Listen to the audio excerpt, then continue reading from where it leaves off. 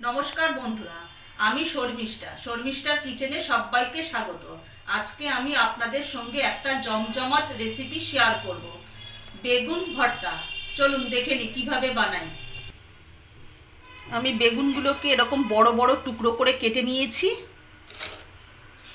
আর এখানে নিয়েছি আমি ধনেপাতাগুলোকে ছোট ছোট টুকরো করে ধুয়ে আমি পরিষ্কার করে নিয়েছি। এখানে দুটো মিডিয়াম সাইজের পেঁয়াজটাকে আমি কুচি করে নিয়েছি।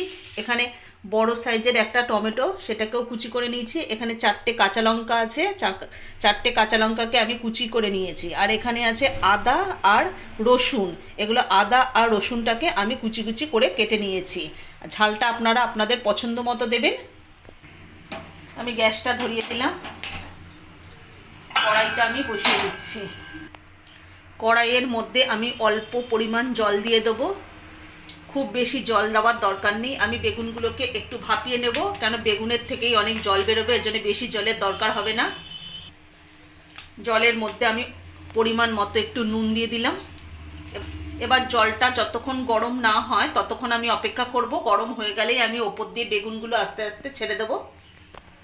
জলটা গরম হয়ে গেছে, এবার আমি বেগুনগুলোকে দিয়ে দেবো ওর মধ্যে।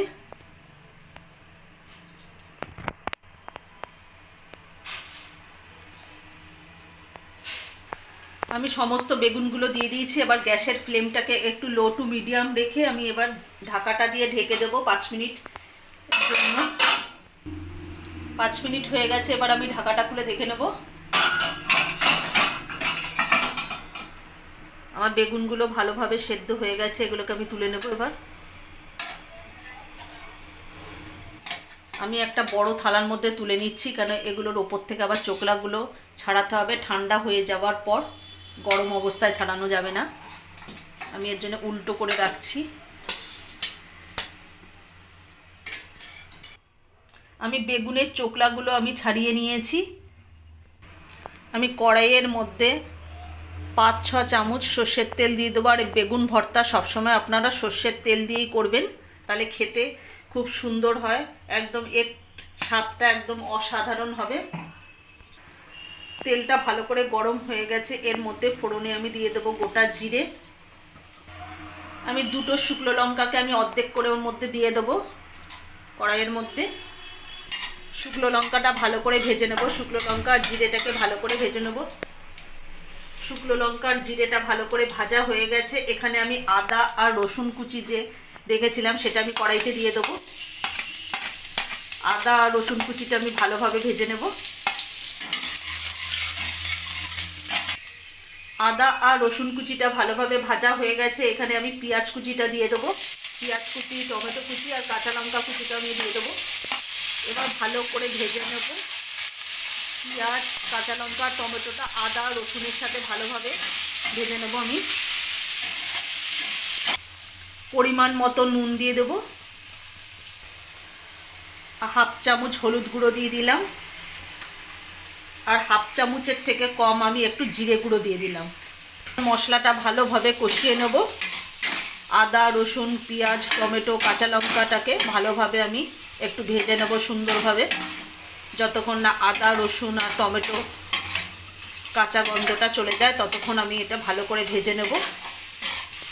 মশলাটা ভালোভাবে কষানো হয়ে গেছে, আদার কাঁচা গন্ধ চলে গেছে। এবার আমি বেগুনটা যে চোকলা ছাড়িয়ে রেখে দিয়েছিলাম সেটা আমি দিয়ে দেবো। এবার বেগুনটার সাথে ভালো করে মশলাটা মিক্সড করে নেব ভালো করে। ওপর থেকে আমি ধনেপাতা কুচি দিয়ে দেবো। ধনেপাতা কুচিটা দিয়ে আমি ভালোভাবে নাড়িয়ে নেব। এবার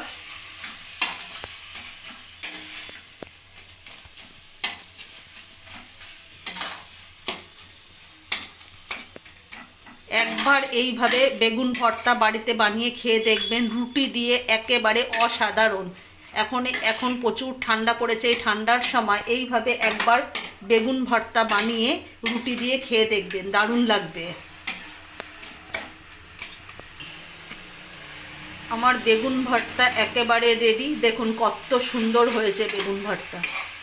একবার অবশ্যই এইভাবে বেগুন ভর্তা বানিয়ে দেখবেন, দারুণ লাগে। রুটির সাথে তো কোনো কথাই হবে না, একদম জমে যাবে এই শীতকালের দিনে। আর এখন তো শীতকাল, বড় বড় বেগুনও কিনতে পাওয়া যাচ্ছে। তাহলে একবার চটপট এইভাবে বেগুন ভর্তা বানিয়ে খেয়ে আমাকে অবশ্যই কমেন্ট করে জানাবেন যে কেমন লাগলো। আমার বেগুন ভর্তা একেবারে রেডি, এবার আমি নামিয়ে নেব। দেখুন কত সুন্দর হয়েছে আমার বেগুন ভর্তা, খেতে তাহলে কত সুন্দর হবে। আরও